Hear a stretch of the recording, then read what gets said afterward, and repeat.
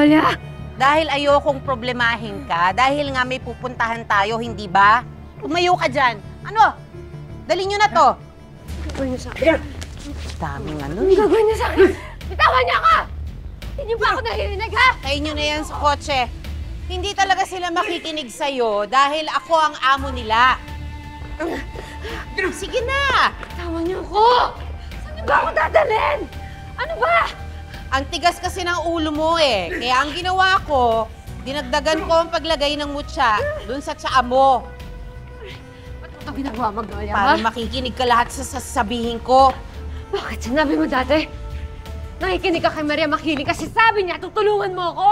Hindi mo pa rin ba naiintindihan? Hindi totoo na nakikita mo si Maria Makiling. Ako lang ang tumutulong sa'yo. At utang na loob mo ang buhay mo sa akin.